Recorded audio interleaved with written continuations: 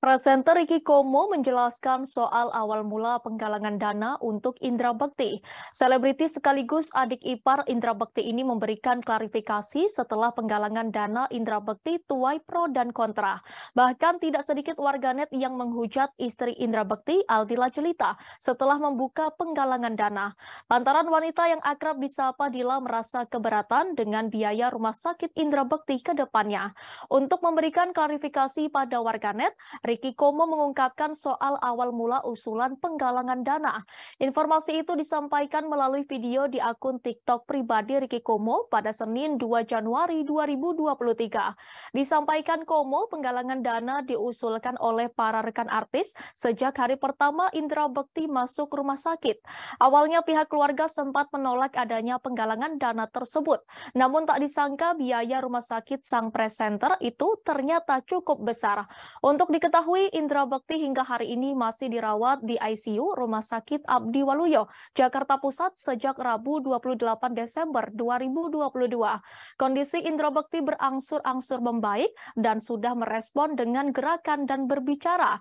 Namun Indra Bekti masih mengalami masalah pada memori atau daya ingat dan penglihatan yang agak bermasalah. Komo membeberkan biaya rumah sakit Indra Bekti sampai Senin 2 Januari 2023 mencapai hampir 1 miliar. Diungkapkan Komo, penggalangan dana hanya ditujukan pada siapapun yang memiliki rezeki lebih dan ingin membantu. Sementara mengenai klaim asuransi yang ditolak, Komo juga turut menjelaskan. Komo menyebut Indra Bekti baru mendaftar asuransi 7 bulan lalu. Diketahui Indra Bekti mengalami pecah pembuluh darah di bagian kepala sebelah kiri dan tergolong penyakit kritis. Karena penyakitnya cukup kritis, untuk mengklaim asuransi tersebut dibutuhkan waktu tunggu selama setahun. Oleh karena itu, klaim asuransi Indra Bekti kini ditolak, sehingga biaya pengobatan harus ditanggung pribadi. Dalam kesempatan itu, Komo turut mengungkapkan terkait wacana pindah rumah sakit supaya biaya tidak membengkak. Namun terkait rencana itu, pihak keluarga membutuhkan banyak pertimbangan. Karena sakit Indra Bekti ada di bagian kepalanya, sehingga dampaknya cukup fatal jika terlalu dipaksakan untuk berpindah rumah sakit. Meski demikian, soal pindah rumah sakit sudah direncanakan oleh pihak keluarga. Saat ini keluarga masih mendalami soal langkah-langkah pemindahannya seperti apa.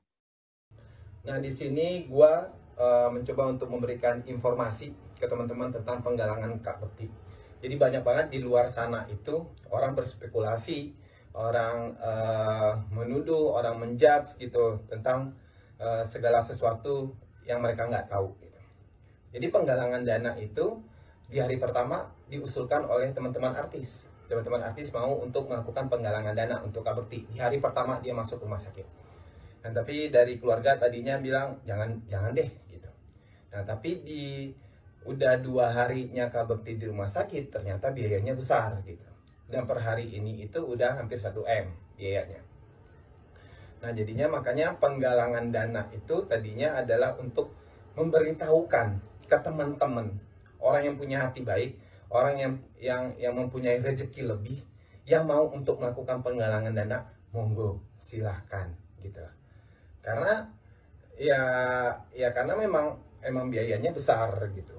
Dan untuk memilih-milih rumah sakit, jadi Kak Bekti itu kan dia pingsan gitu. Dia pingsan terus pasti akan dilarikan ke rumah sakit yang terdekat gitu. Nggak mungkin juga lu akan nyari rumah sakit mana dulu yang BPJS segala macam, nggak mungkin juga.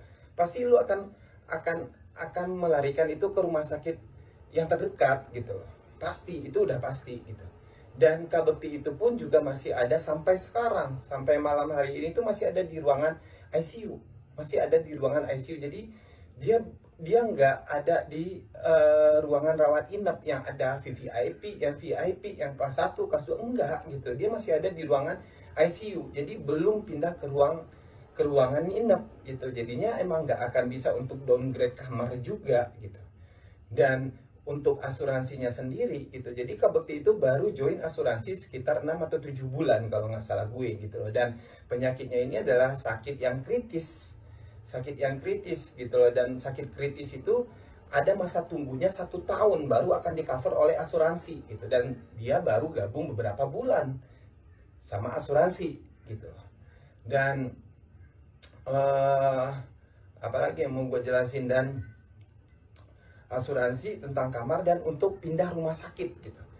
Jadi yang sakit itu adalah kepalanya yang sakit gitu. Jadi untuk pindah-pindah rumah sakit itu nggak sama kayak lu sakit batuk atau flu gitu, yang bisa gampang lu nantinya pindah rumah sakit terus lu nunggu di ruang tunggu gitu, lu nunggu di parkiran atau segala macam, nggak segampang itu gitu. Terima kasih sudah nonton. Jangan lupa like, subscribe, dan share ya.